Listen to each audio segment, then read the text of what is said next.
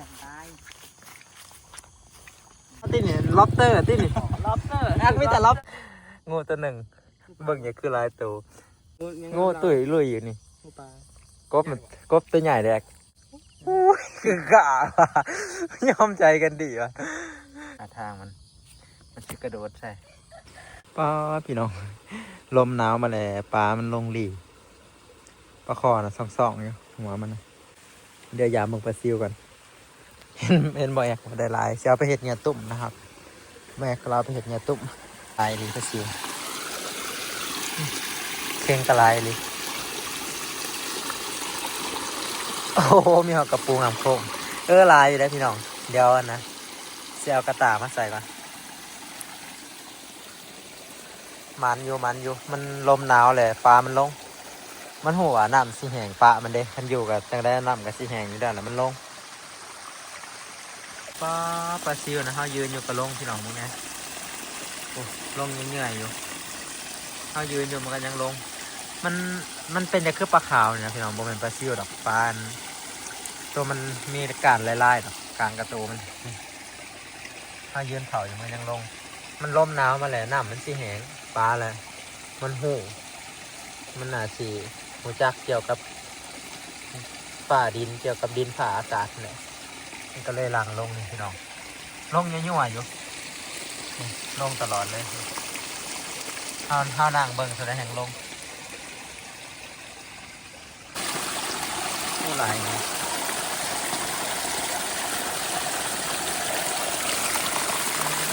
ปลารถกันนี่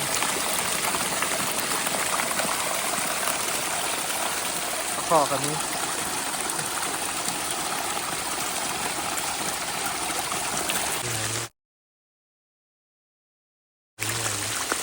ใส่กันหยาบเลยแมลงที่คือลงหลายเนาะทำไปมกเนาะอันนี้เริ่มดังเป็นชีวิตมงโมจิบมงโมก่อนไป3 คนจุ่มประมาณ30 ลังก็คือเขา30 ลังเขาไปเลาะแช่เขาหา10 ลังยังว่าทำงานดีขนาดเนาะ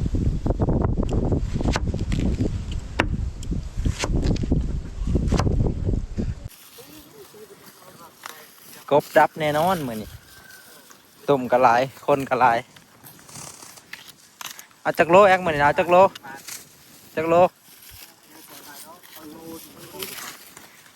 มายามจักโมงยามแล้วก็ไปแกงเบ็ดให้น้องอีก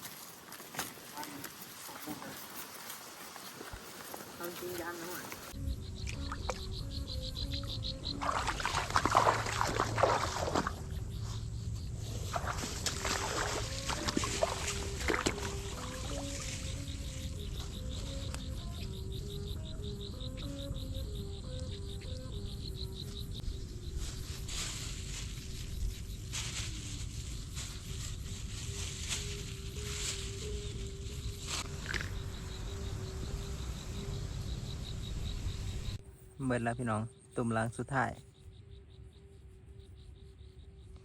มื่อนี้บริถ่ายบรรยากาศตอนใส่เลยพี่น้อง สิว่าพี่น้องเบิ่งแต่ตอนยามพี่น้องตอนมันได้รุ่นตอนใส่เก็บเป็นบางส่วนเนาะเพราะว่ามาผู้เดียวบ่มีผู้ใส่แล้วก็บ่มีผู้ถ่ายคลิปก็เลยว่าเอาแต่ตอนยามว่าธนูคันดีดังแห้งขนาดนี่พี่น้อง สัญลักษณ์ของลมหนาวก็คือมีวาวพี่น้องก็มีเสียงสนูวาวมือเสาเลยสิพาพี่น้องมายามยังมือเสาพี่น้องถึกหน่อยถึกลายสำไรรอถาติดตามเบิ่งมือเสามาพอกันพี่น้องสำหรับมื้อนี้ก็สีคอโตไปเบิ่งบอแอกกับทำหน่อยก่อนพี่น้องคือมันยังใส่โบเบิร์ตอยู่สงสัยสิเลือกหมดใส่ลายเท่านั้นบ่ค่อยเลือกปานใดพี่น้องเสียบใส่ไปเลยเพราะว่าพื้นที่เท่านี้มันก็คล้ายๆกันเท่านั้นขึ้นนี่แหละนั่นนี่ล้างนึงเลยนะหันอีกล้างนึงใส่จุๆกันเลยบ่ได้ใส่ห่าได้สบายดียามเสาร์พี่น้องมาแข่งกันตุ่ม3 คนไปสิมานกันบอแอกนะใส่เหงื่อปลาซิวบอแอกนะ เอาก็ทำหน่อยใส่เหงื่อปลาเค็งนำขอนเห็นอยู่ในหน้าเลยจับใส่พี่น้องเบิ่งยามมือเสาร์ไปสิมานกัน โอ้หน่อยเป็นคนดีเว้ยอ้ายผ้าขาวคือเก่ามันก็ขาวมันเปียกเลยฮะไอซิมานมือนี่คนเกาหลีกับคนลาว คนลาวคือกันนั่นแหละแต่ว่ามาแต่เกาหลีใหม่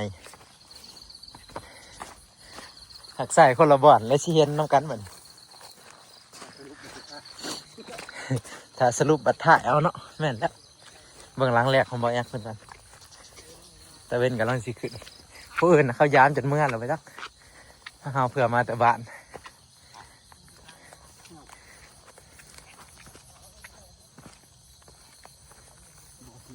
โอ้เห็ดคักปันนี่บ่ปอดเรียบร้อยเว้นนี่ตัวบักใหญ่นะใหญ่เติบโอ้งูกระถือกบกระถือเขาหน่อยหลังแรก นี่กบขากะลีเนาะตุ่มตัวใหญ่ได้ตัวบักใหญ่เติบแอกเห็ดขากะลีเห็ดคือใส่ตุ่มไม้นี่อ๋อเหมาะกับการใส่ตุ่มใหม่ ปอตัวใหญ่เติบเลย มันนั่งงูจะตายเลย ปอตัวบักใหญ่เนี่ยกลุ่มกินแล้วหลังแรกเฮาโอ้ยถือคือกันพี่น้องเด้แก้มือได้สำเร็จแล้ว ถือแล้วตัวเดียวล้างแหลกถือวัด2 คนเอาหน่อยถือวัด2แล้วได้ล้างแหลกนะเอาหน่อยก็ถือก็การถือกระปูได้ผลตัวแล้วพี่น้องไปเดี๋ยวไปเบิ่งล้างต่อไปไปหลุดเบิ่งล้างทางหนาก็ห้าปลาเพราะมันลงมาสิแล้วเนาะตุ่มใส่จะไนคนหลังนี่นะ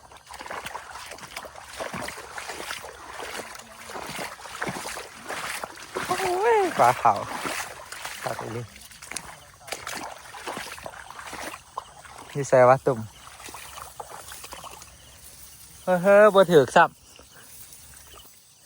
บ่ถือกย่างหลังนี่นะ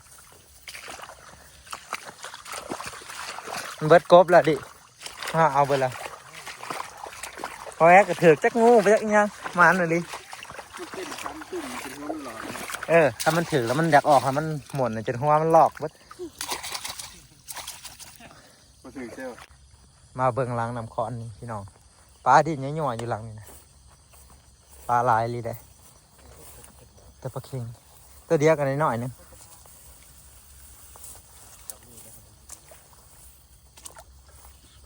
นี่หมองเอามาเอาเหยื่อน้ำหน่อยไม่นาน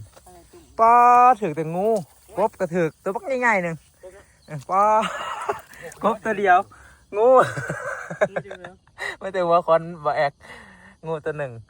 เบิ่งอย่างคือลายตัวปลาน่ะเบิดจะไปเบิดใส่เต็มตุ่มกันเดี๋ยวโอ้ปลาตัวนี้แห่งขึ้นโคกปลาคอเดี๋ยวต้นช่วยๆยังชิมาเอาปลาคอเพราะว่าหลังนี่บ่ถือบ่เขาหลังเขาหลังเดียวหลังนี้มานเด้อหลังนี้ ลองเอาปลาคอใช้ลองเบิ้งหลังนี่เนาะกบบ่เขาประตู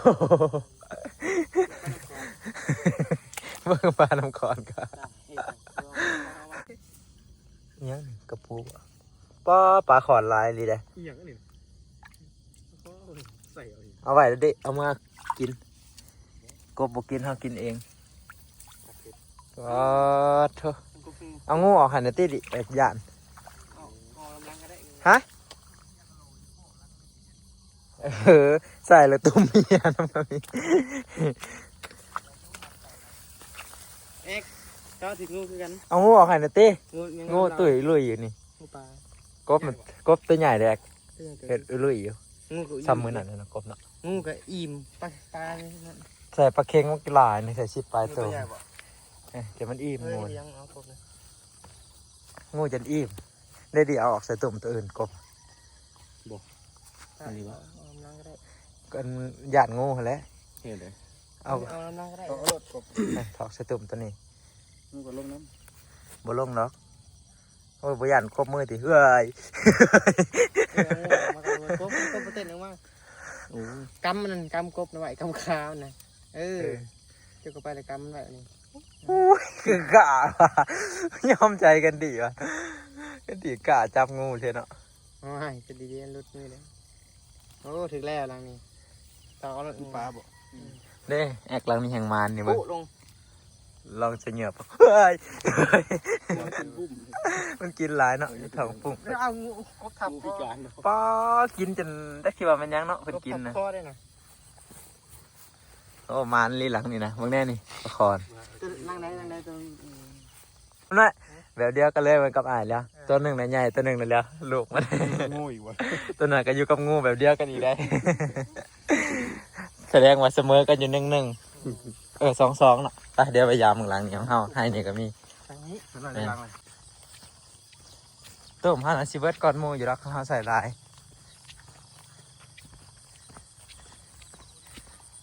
ถืออยู่ข้างใน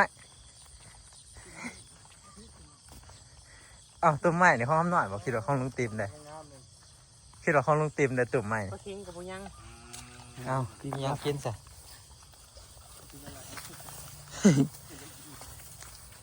เรายืนเบิ่งแล้วสังเกตเบิ่งว่ามันชื่อใส่แล้วนี้แหละสิวะแอกได้สาใส่ใช่ไหม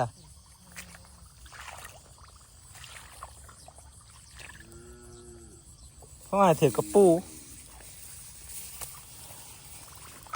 โอ้ยบ่มีหัดกบเขาห้อยกบในปากตุ้มในลายอยู่ข้างบนเขา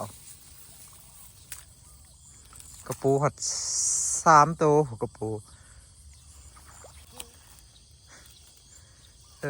มันกินปลาเค็งเขาจะหลอนเบิด กบตัวเดียว ถือบ่โอ้หน่อยถือบางเรื่องหน่อยอายก็มีตุ่มนะฮันอายก็มีตุ่มนะฮัน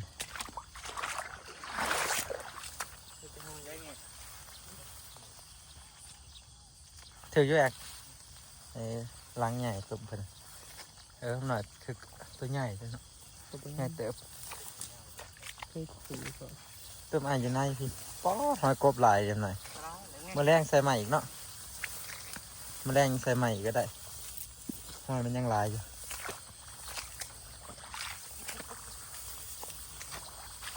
ไปขางพุ่นเลยพี่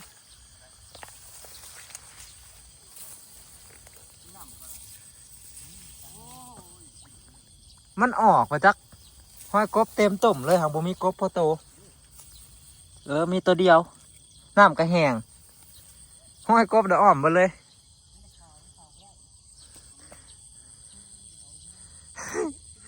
กบตัวเดียวจนมันอิ่ม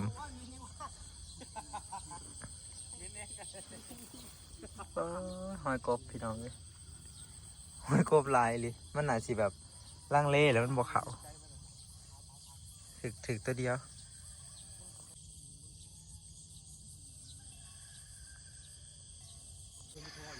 มื่อนี้ใส่ในหอยลังนึงพี่น้อง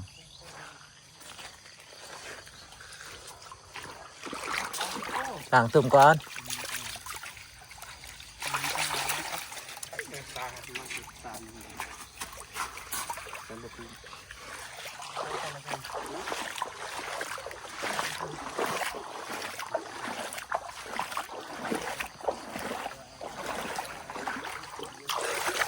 ปลาเค็งยังอยู่ดีไม่แห้งคือเก่าโหแล้วมันเป็นน้ำยังนะเป็นเอาปลาข้อใส่นี่กบจมูกขาวล้างอาหารกับปลาขาวปลาข้อมันหย่านกบมันหย่านปลาข้อ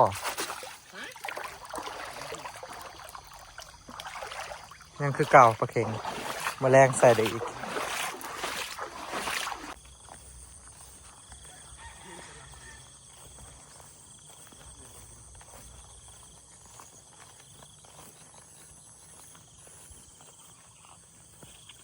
โอ้โห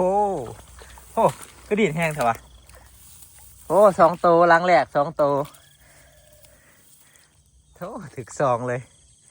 มานพี่น้องมานใส่น้ำไห้หน้าน้ำโขกนี่ถือกว่าเนาะเอาไปใส่พุ่นนี่ทางปากมันขึ้น ง่ายเลยฮะ งาหักบ่นี่เอานี่ก็ได้เอาใช่มันเนี่ยมานตัวงามเนาะตัวงาม2 ตัวเลยไปเบื้องหลังข้างในอยากเลาะอย่างเดียวเลยเธอโยมหน่อย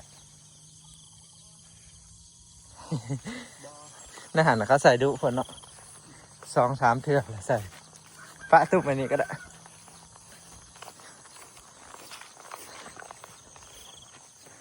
มาเบื้องหลังสุดท้ายพี่น้องสุดท้ายถ่ายชุดสิถึกหรือสิพิษ หัวงามมันคือเงิงแท้เม็ดจีรีป๊อดหอยกบเสยหอยใหญ่พร้อมอีกคือพวกเขาเขาถึงแล้วนี่อุ้ยเกือบออกเกือบออกเดี๋ยวมันสูดมือละมานอยู่พี่น้องมือนี้นี่น้ำสองตัวมันลงแหงแล้วท้องมันแตกปะเก่งเลยท้องมันนะกินก็กินอะไรร้อนโอ้นี่มาหอยงูไปใส่ที่ถังปูถอกนอกคนงูก็ยังเชื่อเอาไปใส่ทางเลยมันไปใส่ได้ในปลาแต่ยังหน่อยปิ่งกินเลยไข่มันแห้งแซ่บมันบ่อยากมันครบมือดิมันจะอยากครบมือได้บอกใช่ป่ะกระดองมันจะโดดใส่เลยมันก็พยายามป้องกันตัวเองเพื่อใช่ป่ะหาทางมันจะกระโดดใส่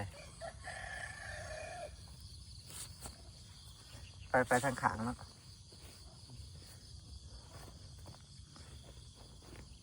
ย่านสุดในโลกก็งูแหละพี่น้องย่านกว่าเสืออีกแต่มันก็ไม่ได้มีพิษหรอกงูอันนี้เป็นงูป่างูหนำโอ้บันโดดใส่กูทำมือหนักเนาะทำกันเลยกับมือหนักตัวเดียวอิ่มหมดเพื่อน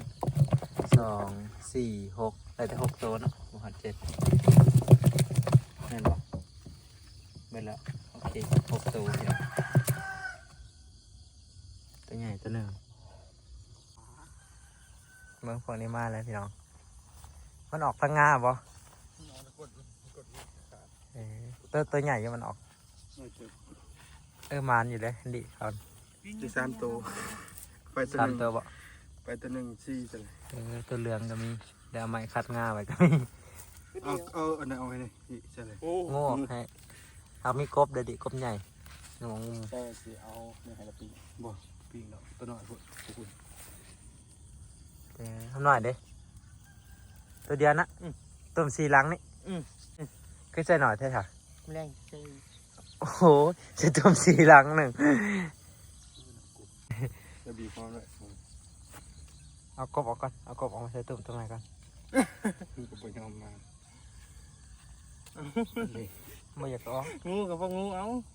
ไม่ยันงูเพราะวันนี้บอกคนดี ไอ้งูไหนมันจะยันมือก็ดีเลยเอา ๆจะถอกไปอยู่ป่ากบกันนะพ่อนะกบกันนะพ่อ หัวจะหลอกว่า มันบ่มีแห้งดีเลย กบใหญ่แล้วมันอยากออกมันดินเนาะเลยหัวมันจะเลินมันศพมันบางตัวกับบดินเลยแต่บางตัวก็ดินแต่กบ6 ตัว โอ้ปล่อยไปตัวนึง เกือบซ้ำของเฮาเนาะดีเนาะ ตัวใหญ่นะมันใหญ่กว่านี้ ใหญ่กว่านี้เยอะ งูจะมีแห้ง ทิ่มลงใส่ตุ่มกุ้ง เอาไปยัดในตุ๊กกุ้งห่วง เซอร์ไพรส์เขาเอื่อยใส่ตุ่มกุ้งมื้อนี้หลักยามือของเขาก่อนถึงอยู่เลยกระปูกุ้งถึงลายอยู่ดิตัวนี้มันล่างออกกันดิยัดกันนะครั้ง ดังตาย เมื่อไรพี่น้องวันนี้ตอนเที่ยงมาเห็ดกินกบอยู่เที่ยงนาต้มป่นกินกระแสบกบอ้อมกระแสบต้มซื่อๆกระแสบเป็นเมนูได้ก็ถือว่าโอเคอยู่พี่น้องกบส่วงยำเกี่ยวเขาเป็นกบส่วงฤดูที่ว่ามันๆป้อทีมงานใส่ตุ่มกุ้งอะเด้กุ้งอ๋อมันเป็นกุ้งบ้านเฮาที่นี่ล็อบสเตอร์ที่นี่ lobster อักมีแต่ lobster อัก มาได้มาได้ใจ มันถือตุ่มกุ้งนะ เสาพี่น้อง ถือตุ่มกุ้งนะ มันถือกลุ่มในน้องกุ้งขาวนี่เขาอีร้อยแต่ย่อม ก็ถึงลาย กุ้งถึงเยอะกุ้งมันก็บขาวแล้วเนาะ ขาว เหงื่อดีเลยท่านเหงื่อกระปูอยู่ป้าโอ้ยยอมมันเกินน่าหันนะถือตัวหนึงกระปูน ลางเดียววัน ถือตัวหนึงนั่น มา น่ะ ยั 2 ตัว กระปูน้ำกันเด้อ ลางเดียววัน